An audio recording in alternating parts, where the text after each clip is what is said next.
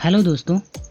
तो चलिए आज का हमारा क्वेश्चन है प्रश्नावली 1.3 के तीसरे क्वेश्चन का, यानी क्लास 10th के 1.3 के तीसरे प्रश्न का है। ठीक है, और इसमें दो प्रश्न हैं, अलग से इसमें दो प्रश्न हैं। तो इसमें पहला प्रश्न हम क्या करेंगे, आज हल करेंगे।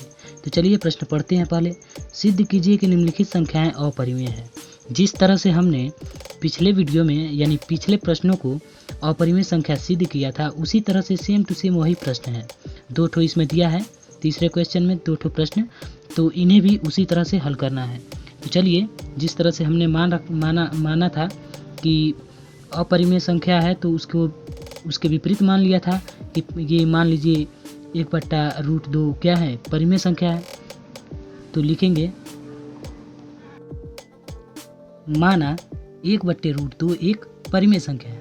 यानी कि इस तरह के कोई भी प्रश्न हो तो उसको हम उसके विपरीत मान लेते हैं, यानी अपरिमेय संख्या सिद्ध करना है तो हम उसको क्या करेंगे, मानेंगे कि वो क्या है, परिमेय संख्या है, विपरीत मान लिया।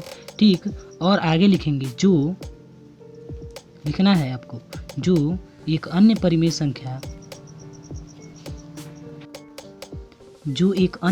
संख्या p के बराबर है।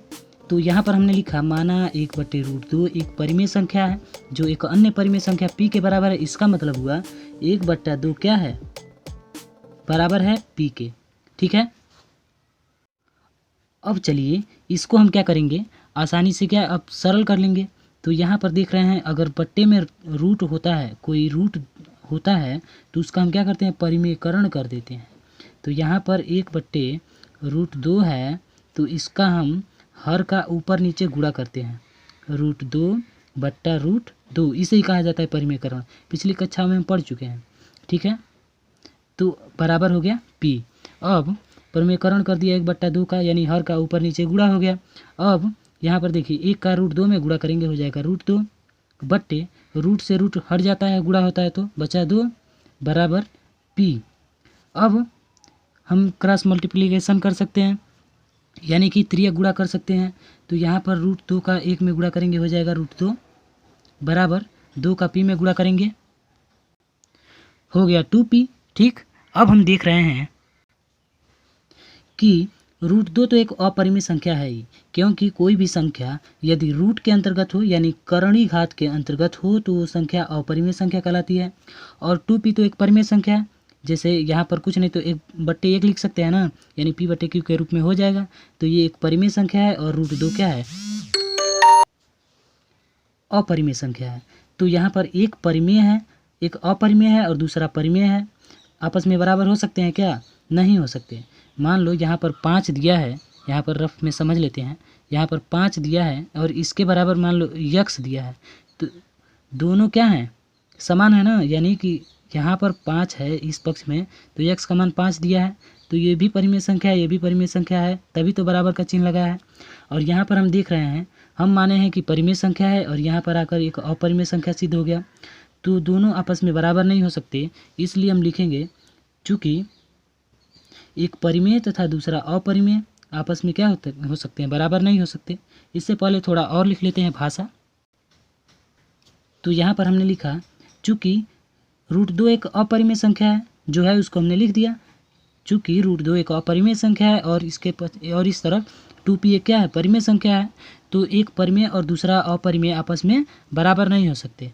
तो लिखेंगे इसलिए एक परिमेय तथा दूसरा अपरिमेय आपस में बराबर नहीं हो सकते। इसका मतलब हुआ एक परिमेय तथा दूसरा अपरिमेय आपस में बराबर नहीं हो सकते। इसका मतलब क्या हुआ, जो यहाँ पर √2 बराबर 2p लिखा है ये गलत है, यानी कि √2 is not equal to 2p, यहाँ पर बराबर निकला है। तो यहाँ पर स्पष्ट हम देख रहे हैं कि एक परिमेय संख्या एक अपरिमेय संख्या है, दूसरा अपरिमेय है, तो दोनों आपस में बराबर नहीं हो सकते। इसका मतलब √2 is not equal to p।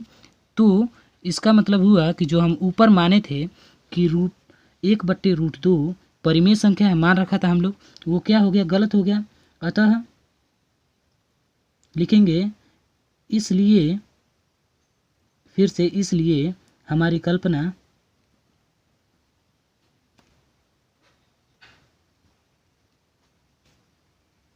असत्य है।